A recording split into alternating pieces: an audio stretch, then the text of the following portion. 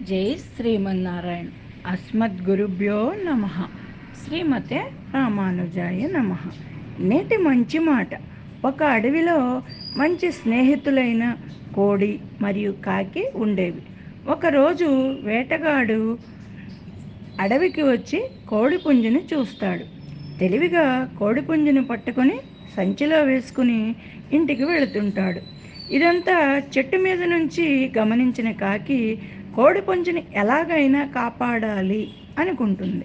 వేటగాడి వెళ్ళే దారిలో కాకి చనిపోయినట్లు నటిస్తూ ఉంటుంది. కాకిని చూస్తూ వేటగాడు సంచిని పక్కన పెట్టి కాకిని చూడడానికి వెళతాడు.